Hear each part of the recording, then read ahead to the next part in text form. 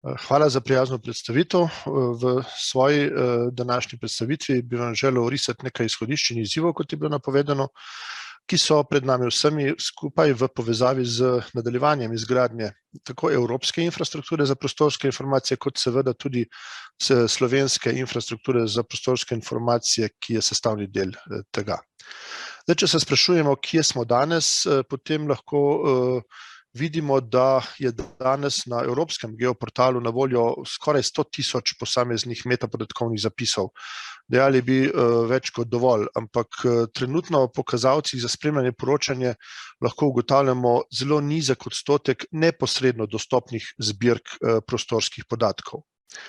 Tudi Inspire spremljanje in poročanje za Republiko Slovenijo daje podobne odgovore, skratka, kazalci kažejo, da je v Sloveniji relativno veliko število zbirk prostorskih podatkov, Inspire skladnih prostorskih podatkov opisanih v metapodatkovnih opisih.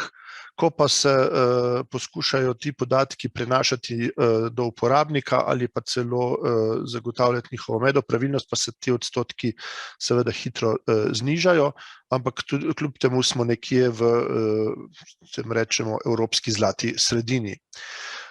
V Sloveniji smo v zadnjih nekaj letih večino naporov pri izpolnjevanju obveznosti iz Evropske direktive in pa samega zakona o infrastrukturi za prostorske informacije združili v enemu izmed projektov, v programu projektov e-prostor. Imenuje se Skupna infrastruktura za prostorske informacije. Več o samem projektu bo verjetno povedano tudi v drugih predstavitvah danes, zato bom zgolj povzel nekaj tistih vplivov, ki so neposredno prispevali k izpolnjevanju zakonskih obveznosti za direktivo Inspire. Ta program projektov se v prihodnjem letu zaključuje in tako bomo v sklopu skupne infrastrukture, se pravi v prvem podprojektu, pridobili določene nove spletne servise, nekateri so že dovoljo, prenovljen je vstopna točka kot geoportal in še cela vrsta usmeritev, priporočil, navodil in drugih dokumentov je bilo izdelanih, tako kot tudi številne brošure. Zdaj ena je bila že v uvodu omenjena, vse ostale pa so preko slovenskega geoportala dostopne uporabnikom. Iz programa projektov e-prostor bi želel omeniti tudi vzpostavljanje prostorskega informacijskega sistema, kjer se nepremičninske in druge prostorske podatke povezuje s procesi graditve objektov in prostorskega načrtovanja. Tudi to v okviru programa projektov e-prostor, kjer se razvija sistem tudi za državno evidenco stavbnih zemljišč in je bil vzpostavljen zajem podatkov o dejanski rabi poseljenih zemljišč za celotno državo, kjer smo prvič priča tako imenovani souporabi podatkov v konkretnih procesih prostorskega načrtovanja. Če strnemo aktivnosti, ki so se izvajale v programu projektov e-prostor, bi lahko ugotovili, da smo s tem izpolnili večino predpogojev za elektronsko poslovanje na področju upravljanja prostora, graditve objektov in samega prostorskega načrtovanja ter seveda evidentiranja nepremičnin, vendar se s tem seveda digitalizacija nadaljuje in bomo v naslednji finančni perspektivi, kot je bilo tudi že omenjeno, poskušali to digitalno preobrazbo procesov na področju okolja in prostora razširiti tudi na področje ohranjanja narave in varovanja okolja.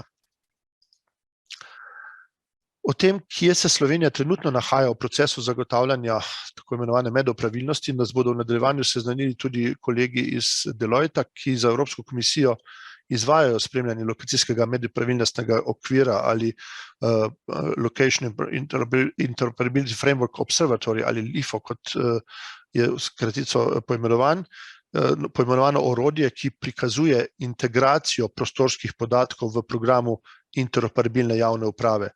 Slovenija je v primerjavi z evropskimi državami tudi v tem primeru nekje na sredini, blizu evropskega povprečja.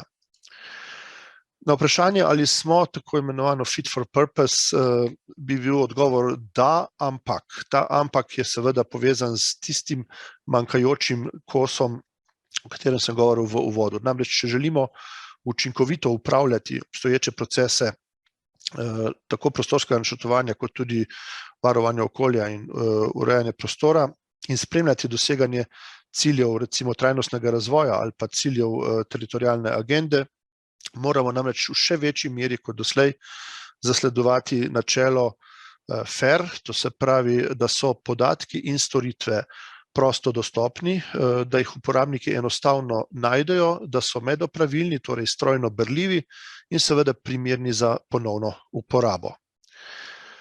Evropska komisija je v lanskem letu začela postopek ugotavljanja ustreznosti same INSPIRE direktive. To si je zapisala v program in proces bo zaključen nekje v decembru letošnjega leta. In prve ugotovitve neformalne pa so že znane in so bile predstavljene tudi na letošnji INSPIRE konferenci. In ključno je, da so bile zaznane določene vrzeli v samem izvajanju in da se v celoti časovni načrt same direktive žal do roka, ki sem ga prej omenil, do konca letošnjega leta ne bo izpolnil. Zato je bila ugotovljena tudi potreba, da se v bodoče direktiva dopolni oziroma usmeri bolj k uporabnikom in poveže širše izven samo okoljskega sektorja tudi v druga področja, se pravi v druge področje politike, predvsem v močnejšo navezavo na direktivo o dostopu do informacij javnosti o okolju in pa o odprtih podatkih. Prav tako pa je v podatkovni strategiji za Evropo in pa podatkovnem prostoru za zeleni dogovor že danes moč najti navezavo na bodočo vlogo same INSPIRE direktive. Evropski raziskovalni center IRC je izdal in na konferenci INSPIRE predstavil tudi brošuro z naslovom Prispevek javnega sektorja k skupnemu evropskemu podatkovnemu prostoru za zeleni dogovor. In v tej publikaciji je bilo ravno tako ugotovljeno, da mora v prihodnje sama Evropska komisija, kot tudi države članice, storiti kar nekaj dopolnitev oziroma korakov k izvajanju INSPIRE direktive v praksi. In veliko je bilo govora v tej brošuri o potrebi po prilagodljivosti in dogradljivosti, da bodo sama načela INSPIRE enostavneje dostopna in uporabnikom na voljo kar v najširši možni obliki in pa, če se le da, poenostavljena uporaba standardov in tehnologij.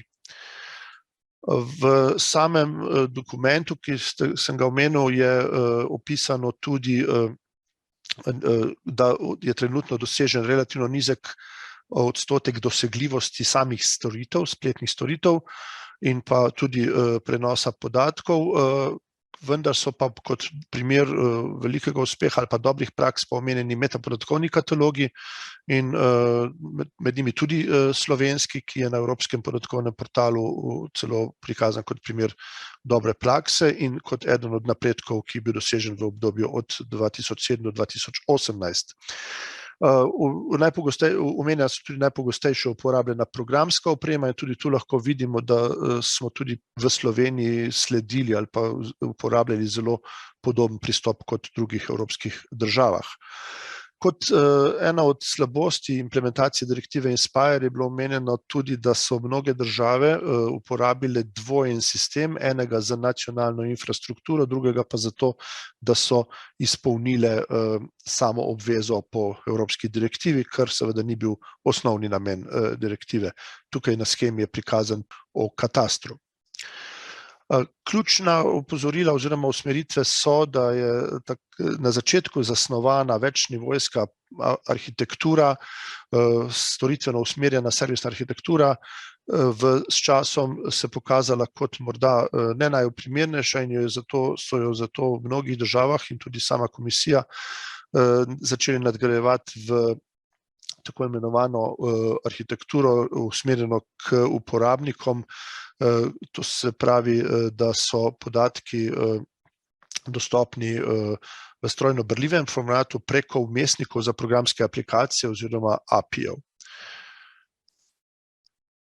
Omenil sem že zeleni dogovor in vpliv strateških dokumentov za digitalno Evropo na samo usodo Inspire direktive oziroma infrastruktur za prostorske informacije.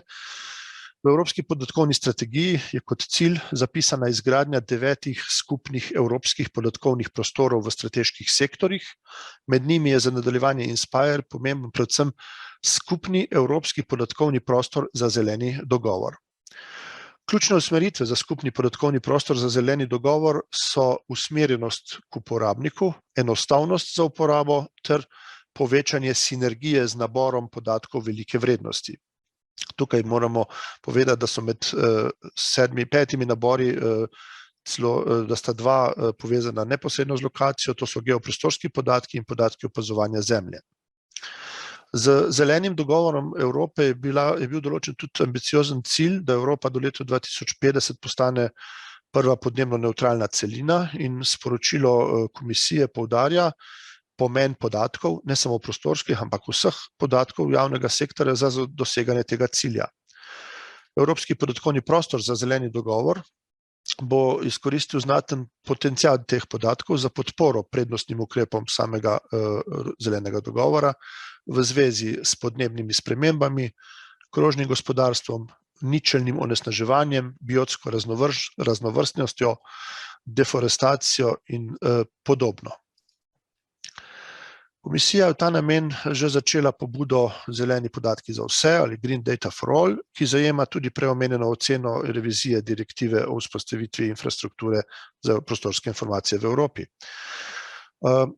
Uvedla je tudi podatkovne storitve za ponovno uporabo v velikem obsegu, za pomoč pri zbiranju, deljenju, obdelavi in analiziranju velikih količin podatkov, pomembnih za zagotavljanje skladnosti z okoljsko zakonodajo in pravili povezanimi s prednostnimi ukrepi iz zelenega dogovora. Vzpostavila bo tudi skupen evropski podatkovni prostor za pametne krožne aplikacije, da bodo na voljo najpomembnejši podatki za zagotovitev ustvarjanja tako imenovane krožne vrednosti vzdolž dobavnih verig. In začela je pobudo imenovano destinacija Zemlja, v okviru katere je namerava vzpostaviti tako imenovani digitalni dvojček. V ta namen bo dopolnjen tudi pravni okvir za upravljanje podatkov. Omenil bi samo uredbo o evropskem upravljanju podatkov, tako imenovani Data Governance Act, uredbo o trgih v digitalnem sektorju ali Digital Market Act in pa izvedbeno uredbo Implementing Act na podlagi same direktive o odprtih podatkih, ki opredeljuje prej omenjen nabor podatkov velike vrednosti ali high value dataset, ki morajo biti dostopni preko strojno berljivih zapisov oziroma API-jev. In sama uredba o podatkih ali Data Act. Zdaj v podrobnostih teh aktov se ne bi spuščal v tej predstavitvi. Pomembno je, da se vsi posredno nanašajo tudi na prostorske podatke oziroma podatki, ki so neposredno povezani na lokacijo, ne samo in pa tudi na vse ostale podatke, ki jih zagotavljajo institucije javne uprave v okviru Evropske unije. Kot primer lahko omenimo že aktivnost, ki se že izvaja na ravni Evropske komisije, to je vzpostavljanje podatkovnega ekosistema, kjer želijo pognati podporni center za izmenjavo podatkov kot pobudo, ki bo Evropska komisija financirana za nadaljnjo podporo razvoju enotnega digitalnega trga. V Sloveniji smo pristopili k pripravi izhodišč za naslednjo finančno perspektivo in omeniti je potrebno, da smo v okviru strateškega načrta za digitalno preobrazbo prostora in okolja, tako imenovanega EMOP načrta, izdelali tudi akcijski načrt in v nadaljevanju tudi vzpostavitven dokument celovitega projekta EMOP in načrt za okrevanje in odpornost, ki je bil sprejet na ravni Slovenije v komponenti digitalne preobrazbe javnega sektorja in javne uprave, kjer je že uvrščen ukrep digitalizacija na področju prostora in okolja. Mi smo ga poimenovali Zeleni slovenski lokacijski okvir. V V tem trenutku se izdelujejo še dokumenti investicijskega projekta za ta zeleni slovenski lokacijski okvir in investicijske dokumentacije. Tako da bomo po našem prepričanju aktivnosti, ki smo jih začeli v programu projektov e-prostor, lahko uspešno nadaljevali tudi v finančnem obdobju 2021-2027, ko bomo pristopili k izvajanju načrta za okrevanje in odpornost in pa izvajanju evropske kohezijske politike v tem obdobju.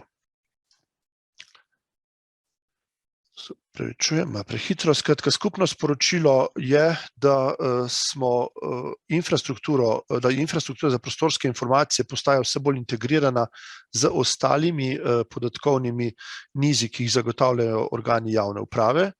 In tukaj na shemi je prikazana neka vrsta evolucija od samih iskanj podatkov po metapodatkovnih katalogih preko federiranih portalov v računalniških oblakih do tako imenovanih digitalnih ekosistemov oziroma integracijo z uporabo. In mislim, da je to trend, ki ga v večini evropskih držav zasledujejo že danes. Temu se prilagajajo tudi velika zasebna podjetja, ki so neke vrste trendsetterji na tem področju. In mislim, tukaj bo Slovenija poskušala loviti ravno tako korak s tem razvojem v aktivnostih, o katerih sem govoril na prejšnjem slajdu. Vse bolj pomembno postaja področje znanja, področje vedenja, informiranja in pa vključenosti vseh uporabnikov in deležnikov v infrastrukturi za prostorske informacije. Zato bomo tudi na tem področju v prihodnjih letih posvečali posebno pozornost strateškim usmeritvam, ki so bile pripravljene v različnih dokumentih. Omenjene so bile tudi strateške usmeritve, ki jih je pripravil stalni odbor za upravljanje z prostorskimi podatki pri Združenih narodih, tako imenovan UNGGM, ki poleg samih podatkov in storitev veliko pozornost posveča ravno prenosu potrebnega znanja, vedenja na vseh ravneh in pri vseh deležnikih ter seveda sodelovanja in koordinacije med njimi. Namesto zaključkov bi dejal, da infrastruktura geoprostorskega znanja, ki nastaja, da mora biti namenjena povezovanju vseh pristopov, podatkov, tehnologij v širši digitalni ekosistem. Pri tem zagotavljamo na lokaciji temelječe storitve, znanje o teh storitvah in avtomatizacijo, ki jo pričakujejo naši uporabniki, tako gospodarstvo, družba, državljani v dobi tako imenovane 4. industrijske revolucije. Naša skupna vizija mora biti postati geoprostorsko znanje, postaviti v samo središče prihodnje trajnostne digitalne družbe. S tem bi svojo predstavitev zaključil in se zahvalil za pozornost.